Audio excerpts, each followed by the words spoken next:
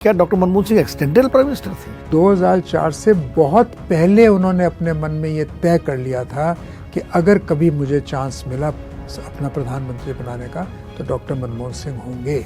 इसमें कोई दो राय नहीं है कि सोनिया जी की मर्जी और उनके आशीर्वाद के बिना कोई मंत्री बन नहीं सकता था। कैबिनेट में सबसे ज़्यादा वो जिसकी राय पर विश्वास करते थे वो थे प्रणब मुखर्जी। राहुल जी ने वो अध्यादेश फाड़ दिया था प्रेस क्लब में। वो अध्यादेश फाड़ना सरासर अनुचित था। ना चाहते हुए भी एक तरह से अपनी गलतियां स्वीकार कर ली। जी। तो ये बात कि इस गलती का एहसास मैं आपको कह सकता हूँ बाद में सभी को हुआ। मेरी अंतरात्मा ये कह रही है कि ये सरकार उनको भारत रत्न देगी और देना उचित भी होगा। नमस्कार, अमरउजाला.com के मेरे कार्यक्रम खरी बात में आपका स्वागत है। हर बार की तरह आज फिर हम एक नए मेहमान से रूबरू हैं और कुछ जो प्रासंगिक मुद्दे हैं उन पर बात करेंगे। हमारे साथ हैं देश के जाने माने राजनेता, पूर्व केंद्रीय मंत्री डॉक्टर अश्विनी कुमार जी। आपको बहुत बहुत स्वागत है आपका अमरउजाला.com के मेरे पॉडकास्ट कार्यक्रम में खरी बात में। और आपके साथ तो मेरा बड़ा पुराना ताल्लुकात रहा है, हम लोगों ने विदेश यात्राएं भी साथ साथ की हैं। डॉक्टर मनमोहन सिंह जी अभी हमारे बीच में नहीं रहे, कुछ दिन पहले। एक लंबा जीवन था उनका और आप उनके साथ लंबे समय तक आपने काम किया। उनकी कैबिनेट में भी आप मिनिस्टर रहे, पार्टी में भी आप रहे उनके साथ। उनके पंजाब से आप भी आते हैं, पंजाब से उनका भी ताल्लुक था। तो हम अपने इस पॉडकास्ट में, इस प्रोग्राम में ज़्यादातर आपके जो एक्सपीरियंसेस हैं वो हम अपने दर्शकों के साथ साझा करना चाहेंगे। तो सबसे पहले ये बताइए कि आपका संपर्क मनमोहन सिंह जी से कैसे हुआ? मेरा संपर्क मनमोहन जी से तब हुआ जब हमारी पार्टी सत्ता में नहीं थी और भविष्य में कांग्रेस पार्टी की इकोनॉमिक पॉलिसी क्या हो इस पर चर्चा हो रही थी।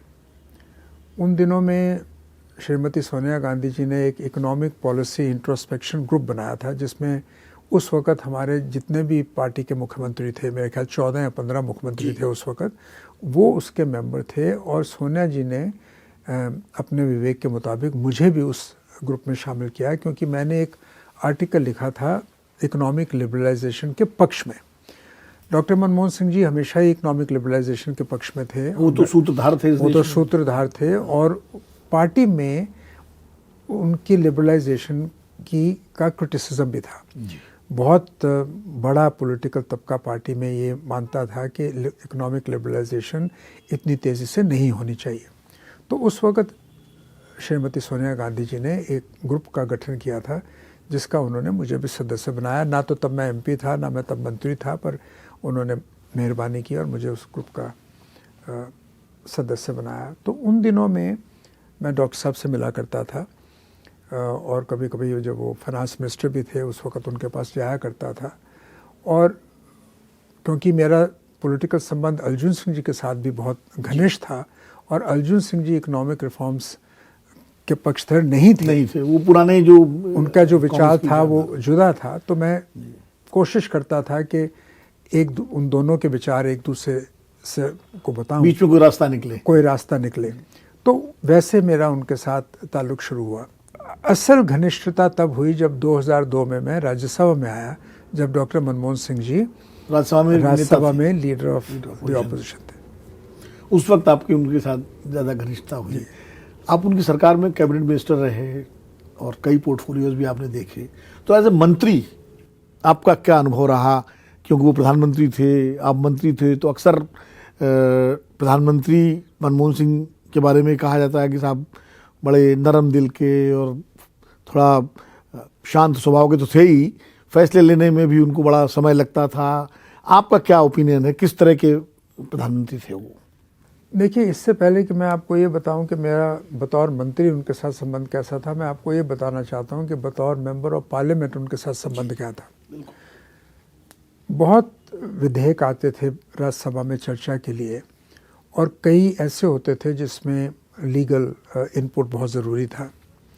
तो मुझे वो अक्सर उसमें आपका लीगल बैकग्राउंड भी है, उसमें मुझे मौका दिया करते लॉयर हैं।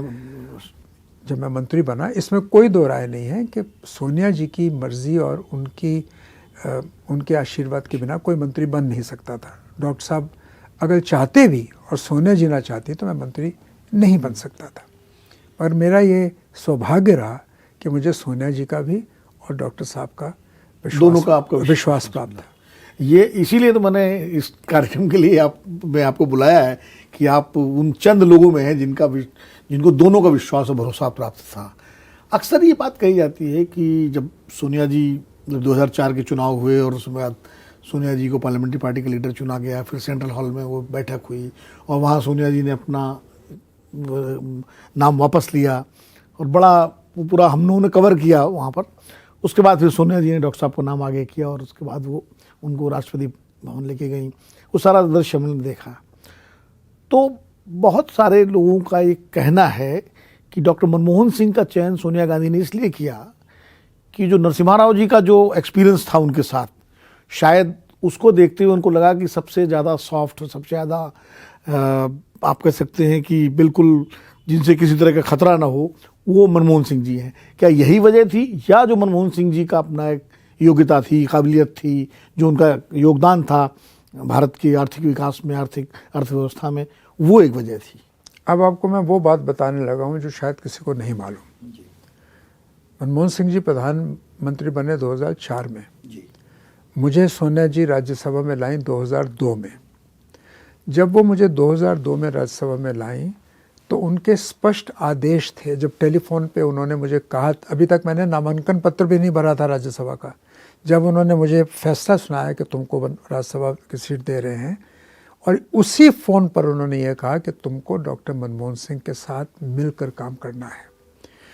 सोनिया जी को जितना मैं जानता हूँ उसके मुताबिक, अपने तजुर्बे के मुताबिक, उनकी शख्सियत को जितना मैं समझता हूँ, मैं ये कह सकता हूँ कि 2004 से बहुत पहले उन्होंने अपने मन में ये तय कर लिया था कि अगर कभी मुझे चांस मिला अपना प्रधानमंत्री बनाने का तो डॉक्टर मनमोहन सिंह होंगे। ये 2004 में फैसला नहीं हुआ, उन्होंने ये अपने मन में बहुत पहले फैसला कर लिया था। और एक बात और सुनिए, जिस सुबह सेंट्रल हॉल में मीटिंग हुई और फॉर्मलाइज किया गया प्रधानमंत्रीशिप को के नाम पर सहमति हुई, उससे एक शाम पहले जब सब नेता, जिसमें सोमनाथ चैटर्जी भी थे, हरकिशन सुरजीत भी तब थे, अर्जुन सिंह जी भी थे और कई दिग्गज थे जो 10 जनपद पर गए थे सोनिया जी से आग्रह करने कि आप ये पद को अस्वीकार न करें, मैं भी उन्हीं लोगों में एक था। उस वक़्त जब सब, दिग्विजय सिंह भी थे वहाँ, लास्ट मुलाकात उस शाम को मेरी हुई थी सोनिया जी से। लास्ट मिलने वाला मैं था, तो मेरी आंखों में आंसू थे। मैंने उनको कहा कि आप इस पद को अस्वीकार मत करें, ये वोट आपके लिए है। और सच बात तो ये है कि 2004 में वोट सोनिया जी के लिए था। ये तो डॉक्टर साहब ने भी कहा था। हाँ, तो उन्होंने मुझे कहा, देखिए उनका विवेक, और मैं उस बात की दाद देता हूँ। उन्होंने मुझे कहा कि अश्वनी, मैं तुम्हारी भावना समझती हूँ, पर इस पर मुझसे कोई बात मत करो, क्योंकि मेरी ये आत्मा की आवाज़ है कि मैं प्रधानमंत्री देश की नहीं बनूं। और मैंने उसी वक्त चुप्पी साध ली और मैंने कहा, अगर आपने इतनी बड़ी बात कर दी तो मैडम अब मैं इस बात में आपको नहीं कहूँगा। बहुत सोच समझ के, बहुत टाइम लेकर फैसला करती थी। हर वो मर्यादा निभाई, हर उस मर्यादा का पालन किया जो बतौर प्रधानमंत्री उनको उनके प्रति करना चाहिए। हाँ, मुझे एक चीज़ और ध्यान है कि 2003 में सोनिया जी यूएस गई थी और उनके साथ कुछ कांग्रेस के लीडर्स भी थे। वहाँ न्यूयॉर्क में प्रेस वालों से बात करते हुए किसी ने उनसे सवाल पूछा कि अगर कांग्रेस पार्टी की सरकार बनती है तो प्राइम मिनिस्टर कौन बनेगा, आप बनेंगी? तो उन्होंने जो जवाब दिया था मुझे अभी तक याद है। उन्होंने कहा कि हमारी पार्टी में बहुत सारे लोग हैं जो प्राइम मिनिस्टर बनने की योग्यता रखते हैं, और धीरे से उन्होंने कहा कि उनमें से कुछ हमारे साथ भी हैं। पहले से उनके मन में ये तय था, तो फिर एक्सीडेंटल प्राइम मिनिस्टर कैसे हुए? फिर तो एक तरह से तय किए हुए प्राइम मिनिस्टर। नहीं, वो इरादतन बनाए गए जी, मगर एक्सीडेंटल प्राइम मिनिस्टर इसलिए होता है कि डॉक्टर साहब ने शायद कभी ना सोचा हो कि मैं प्रधानमंत्री होऊंगा। शायद इस कॉन्टेक्स्ट में है। मगर जहाँ तक सोनिया जी का सवाल है, मुझे नहीं लगता कि उनके मन में कभी दो राय थी कि कौन होना चाहिए, क्योंकि और उन्होंने ये राय उनको बहुत नज़दीक से ऑब्जर्व करने के बाद बनाई।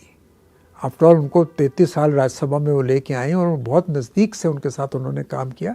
हम फिर आते हैं डॉक्टर मनमोहन सिंह जी पर कि as a prime minister Manmohan Singh ji जब कैबिनेट में बैठक करते थे, आप सब लोग उनके साथ रहते होंगे, तो मैं ये नहीं पूछूंगा कैबिनेट में क्या हुआ, वो तो एक कॉन्फिडेंशियल चीज़ें हैं क्योंकि वो आप, लेकिन उस वक्त कैबिनेट का माहौल क्या होता था? क्योंकि उस कैबिनेट में प्रणब मुखर्जी भी होते थे, उसमें अर्जुन सिंह भी होते थे, उसमें शरद पवार भी थे, लालू यादव भी पहली फर्स्ट उसमें थे, मतलब एक से एक दिग्गज नेता थे। जबकि डॉक्टर साहब उस तरह से पॉलिटिशियन नहीं थे, वो एक थिंकर थे, इकोनॉमिस्ट थे।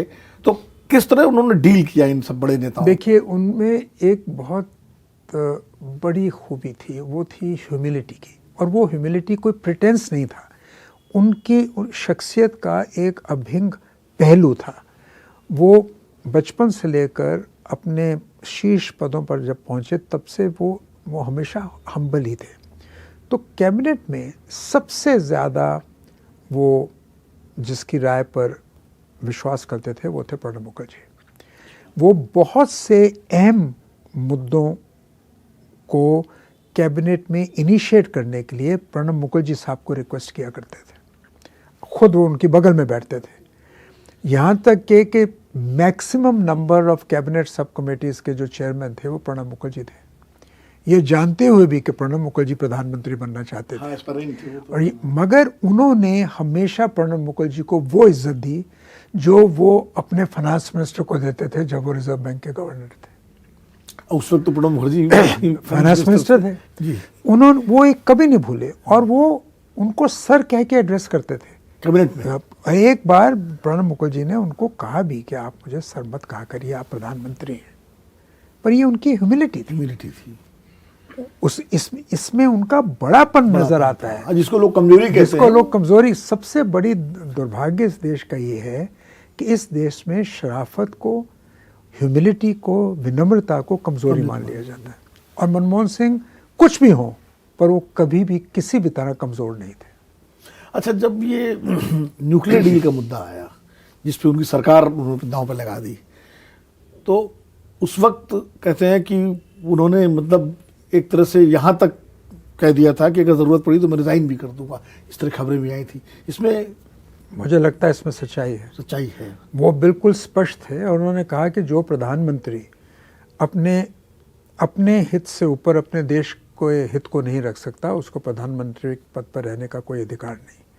बतौर प्रधानमंत्री ये मौका जो एक बार सदियों में आता है, जिससे देश का न्यूक्लियर एपलथाइट दूर होगा, हमारे को आगे तरक्की करने में बहुत मदद मिलेगी। अमेरिका के साथ हमारे जो रिश्ते हैं जियोपॉलिटिक्स को सामने रखते हुए वो और मजबूत होंगे। ये हिस्सा जो मुझे आज जॉर्ज बुश और वहाँ की सरकार दे रही है, मैं इसको गंवा नहीं सकता, नहीं तो इतिहास मुझे कभी माफ़ नहीं करेगा।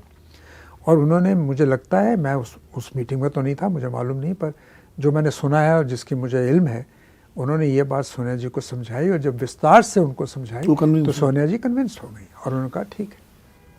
तो ये तो खैर बहुत बड़ा फैसला था और डॉक्टर साहब ने, मुझे लगता है कि पोखरण 1 और पोखरण 2 का जो लॉजिकल कंक्लूजन था वो न्यूक्लियर डील थी। इसके अलावा जो गठबंधन की राजनीति इस देश में अटल बिहारी वाजपेयी जिसको 6 साल चलाया, अटल जी जब बने थे तो अटल जी पॉलिटिकली बहुत हैवी वेट थे।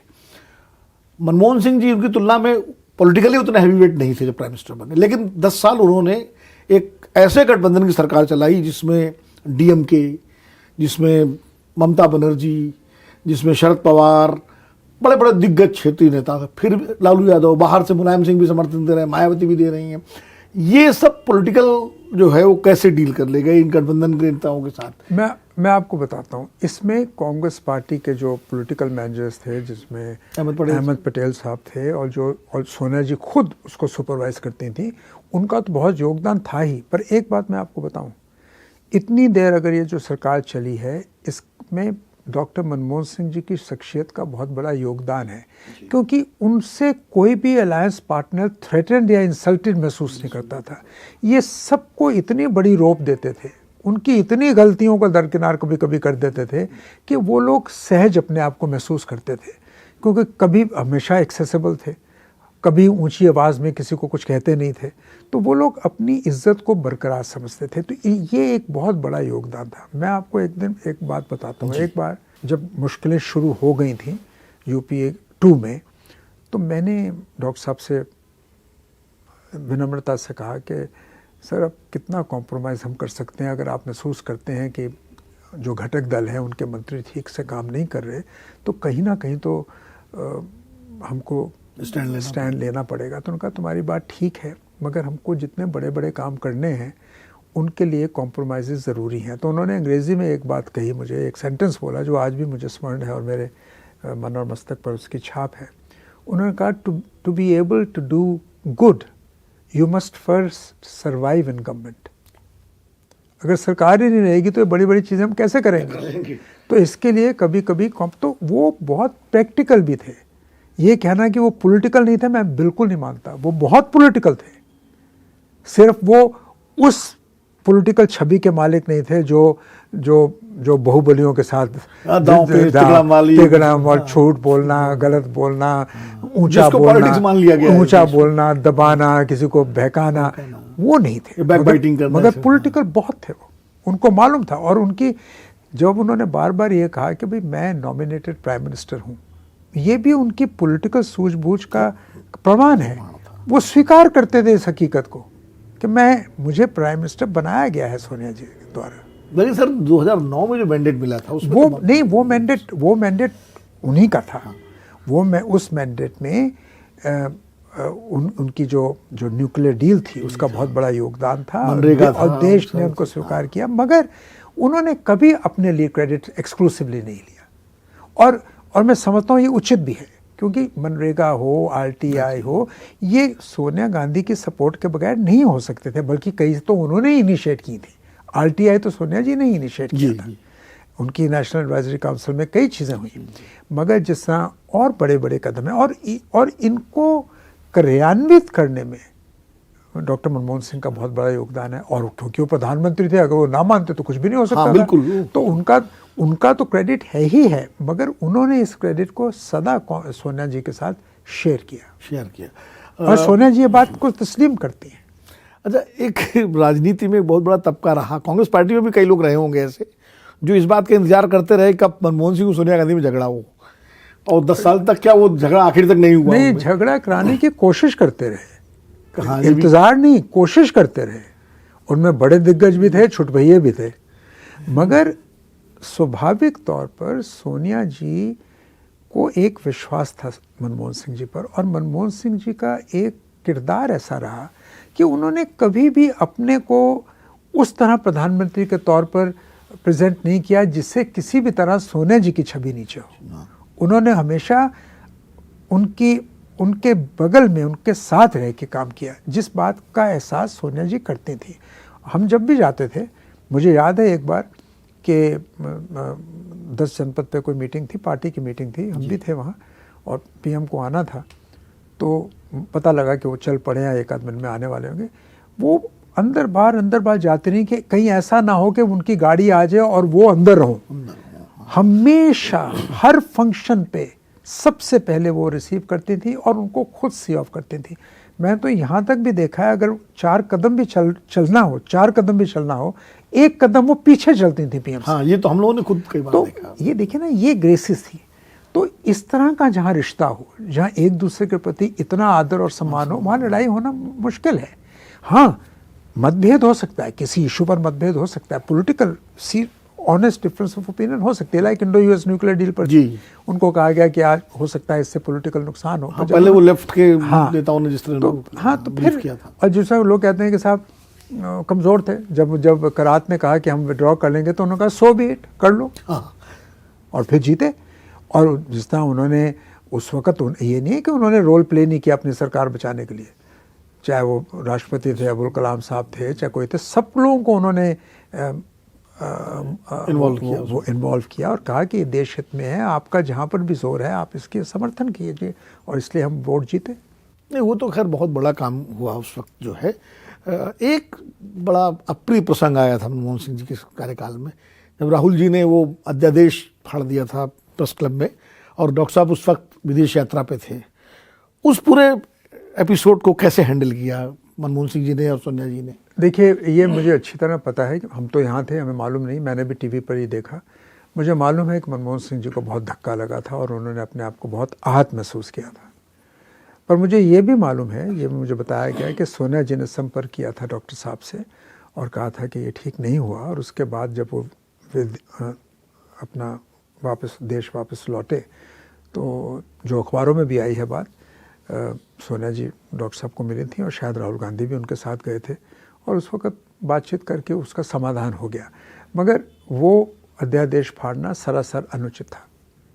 हाँ, ये बात तो खैर हम सभी मानते हैं और शायद राहुल गांधी भी अभी इस बात को समझ रहे होंगे कि उनसे जो गलती हुई, जिस तरह से मतलब पॉलिटिकल सवाल, उसमें कोई इंडिविजुअल पर आप पर नहीं, जिस तरह से यूपीए सरकार में जरा सा भी किसी भी मंत्री पर उंगली उठी इस्तीफा हुआ, चीफ मिनिस्टर अशोक चौहान पे उंगली उठी इस्तीफा हुआ, जो अलग बात है वो बीजेपी में है, शशि थरूर का इस्तीफा हो गया, नटवर सिंह का इस्तीफा हो गया, आपका भी हो गया, पवन बंसल जी का भी हो गया, इस तरह जो शिवराज पाटिल का हो गया, और उसका हुआ, वो क्या नाम है हमारे चीफ मिनिस्टर यूपी के जो थे, वो रावत, हाँ हरीश रावत, कईयों। तो ये जबकि इस सरकार में 10 साल से आप देखिए कि एक मंत्री के बेटे की कार से किसान मारे गए, सबको एफआईआर दर्ज हुई, जेल, लेकिन उनका विभाग तक नहीं बदला गया, इस्तीफा तो छोड़ दीजिए। देखिए, यही जबकि आप लोगों का क्या कसूर था? यही गलतियां जो हुई, कई गलतियों में एक ही गलती थी कि आपने अपने जो प्रतिद्वंदी हैं,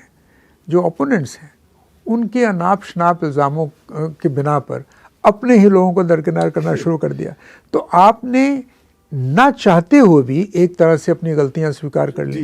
तो ये बात कि इस गलती का एहसास मैं आपको कह सकता हूँ बाद में सभी को हुआ, और मुझे इस बात का ज्ञान है क्योंकि ये कहा गया कि उस वक़्त ये हड़बड़ी में ये फैसले ले लिए गए जो पॉलिटिकली भी वाजिब नहीं थे और एथिकल तौर पर भी वाजिब नहीं थे, फेयरनेस के बेसिस पर। मुझे तो याद है वो राजनाथ सिंह जी का बयान, जब वो सुषमा जी पर कंट्रोवर्सी हुई, उन्होंने कहा ये एनडीए सरकार है, यूपीए की नहीं है, यहाँ इस्तीफे नहीं होते। करेक्ट। उन्होंने कहा। अच्छा, अन्ना आंदोलन और रामदेव आंदोलन को हैंडल करने में भी कुछ चूक हुई? हाँ, बिल्कुल चूक हुई। वो चूक अवॉइड हो सकती थी। अब देखिए ना, अन्ना हज़ारे बहुत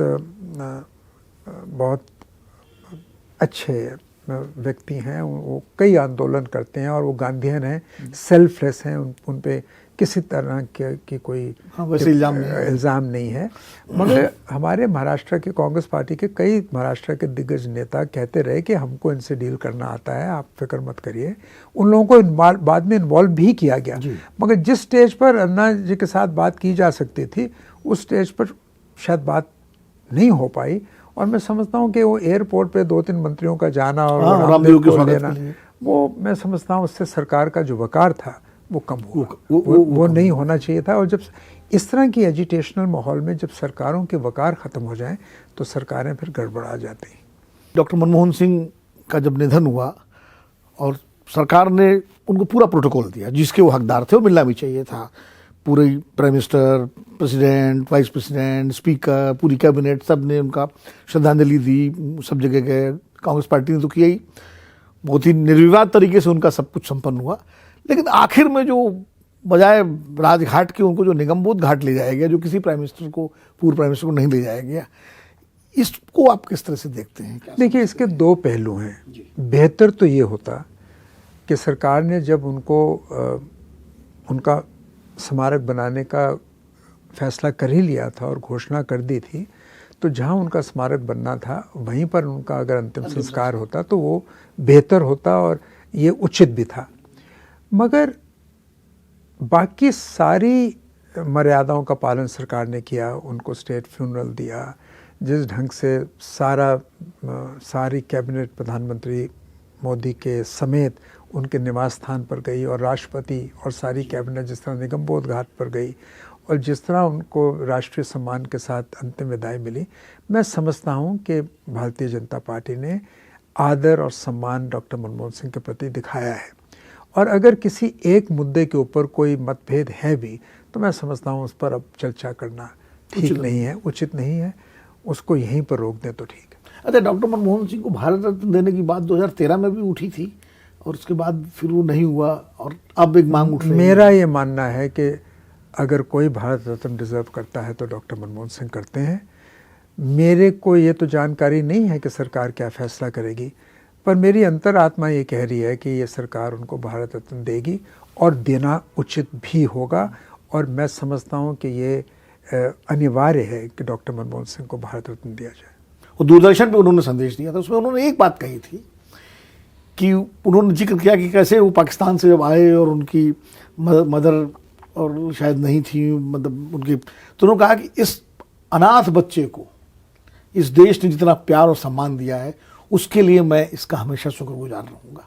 तो ये उन्होंने कभी अपने बैकग्राउंड को अपने लिए कोई वो नहीं बनाया कि उसको बना करके वो पब्लिक से कहें कि भाई मैं इतने गरीब पर साधारण परिवार से आया। उन्होंने आखिर में बात कही जब वो एक तरह से राजनीतिक जीवन जो प्रधानमंत्री के रूप में विदा ले रहे थे, तो ये भी उनका एक बड़प्पन है।